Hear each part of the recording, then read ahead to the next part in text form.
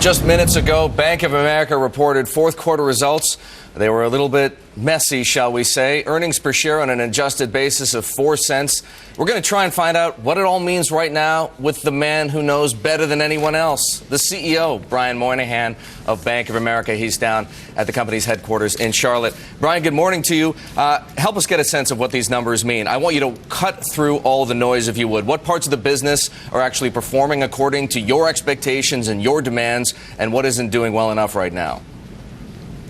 Well, I think the fourth quarter reflects a little bit what's going on with our company overall. We had some charges that we'd previously announced to clean up the mortgage area, $2 billion goodwill charge, a $4 billion charge for representations of warranties and putbacks. But let's talk about the businesses from a broad perspective.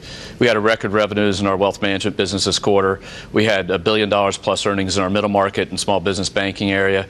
Our credit card business, which a year ago was losing money, made $1.5 billion after tax. So those businesses are performing well, and we got to continue to work on our mortgage business. When we go over to the sales and trading side, this was not a strong quarter in terms of revenue, but the investment banking was number 2 in the business and had its best quarter in 8 quarters in terms of third-party fees paid to it. So, again, it shows the resiliency of our franchise when you think across all those businesses that the businesses are recovering, the economy are performing well. We still got work to do in our country, in our company, on the mortgage area. Let's talk for a moment about a couple of things. Mortgages, Brian.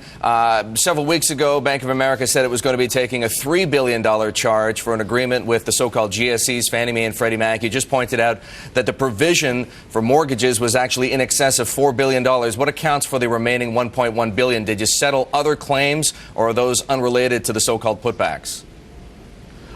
There are other claims in there, like you said, that are brought in the GSEs. There's basically 3 different types of parties. There's the GSEs, they're the monoline insurers, and the private label So where do you stand now relative to total exposure? How much of that issue have you put behind you, and what might we see in the future as far as coming charges in future quarters? The goal this quarter was to finish up our agreements with the GSEs, and we signed settlements with them, and also to account for the remaining GSE exposure. That we put behind us. Monolines we've been working on as we go through it. In the other areas, we continue to address the liability each quarter as it comes up. Okay, so I just want to be very clear, because this is, as you know, an extremely important issue to people. The GSE putback question is resolved. Is that what you just said? And now it's on to the monolines, the so-called bond insurers, and, as you say, private labels. Right, and we'll work on those for the year. Yes, you got it right there. Okay, let's talk about the investment bank for a moment. We did see a tough quarter at any number of firms. Morgan Stanley comes to mind on the fixed income subject, but I have to say I can't really speak to precise numbers because I haven't seen a supplemental yet. From what I gather from your people, it's not available yet. These are the detailed numbers about your earnings, but fixed income revenue looks like it was about $1.9 billion. Equity revenue about $700 million. That's second lowest on the street to Citigroup. What's going on there? It looked like your colleague Tom Montag was doing a great job keeping the sales and trading numbers up. Why such a slowdown in the fourth quarter, and what does it mean for 2011? Well, it was a slowdown in the fourth quarter. The fourth quarter is always the weakest quarter in that business traditionally, because you lose the last few weeks of the year just purely on activity. And this year the activity was low, the opportunities weren't there, and Tom and his team managed through it. If you look across the year, we went from a $7 billion quarter to a $3 billion quarter, round numbers, and sort of pure sales and trading revenue, $2.5 to $3 billion quarter. And so that shows you the ups and downs in the business. But it was a solid quarter. We weren't happy with the numbers. We'd like to make more money. Tom would like to make more money in the business. But if you look at it in the context of the whole year, they've had a solid year. If you look at the context of fixed income, we're second highest of the major firms, and equity are the fourth highest. And that's the reflection. Our equity business is more of a cash equity business, but they've done a solid job. Now, if you go to the investment banking side of that, you guys are doing quite a bit better in investment banking relative to the rest of the street. Number 2 in the business, and the pipeline's full looking forward as we look in the first quarter, because that business has a pipeline to it, obviously. So, business picked up in the first quarter on the sales trading side, but it's the traditional end of the year swoon, plus just the activity levels and some of the uncertainty. Customers pull back, and we're a customer-driven business, so we're going to ebb and flow a little bit with that. But we're very happy with that business and what we've done this year, and Tom's done a great job with it.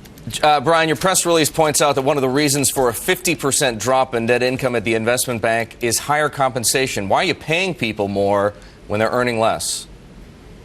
That's just the quarter figures. We paid in the mid-30s as a percent of revenue, which is in line with what we've always paid. It just on a quarter-to-quarter basis, you are accruing at different levels. And then if you look year over year, the deferrals we made last year, because we pay very heavily in stock in that business, picked up this year a little bit, and that's driving a lot of that change. So that from a real performance basis, we paid at the same level we all paid, mid-30s as a percent of revenue, and that's what we've done for many years there. Brian, it's kind of hard to tell how things are improving or not as far as credit quality goes because of that big provision for mortgages, but you still did have a release of about $1.6 billion, put in some tax rates, and that helps to bolster your bottom line. What's the credit quality picture going to look like going forward? Are we going to see provisions coming down dramatically, or are we going to see charge-offs coming down dramatically? And how is that going to affect the amount of reserves you've taken in the past that you can then bring down to the bottom line?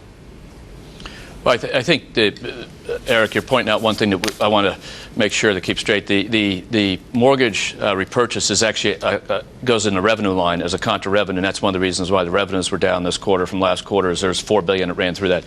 But let's go to the credit side. You got to start with the economy. The economy has been improving, albeit slowly and steadily in all the areas. Our delinquencies in every portfolio are down. The underwriting that we changed in 2008 in the company across mortgages, home equities are performing better than we would have thought, even though in 2008 the future projection of the economy now would have been a little different, a little better, frankly. And so the credit's really cleaning up. Our charge-offs have come down 7 straight quarters. And so in things like commercial real estate that you hear a lot about, we peaked at $800 million. We're now down to $200 to $300 million.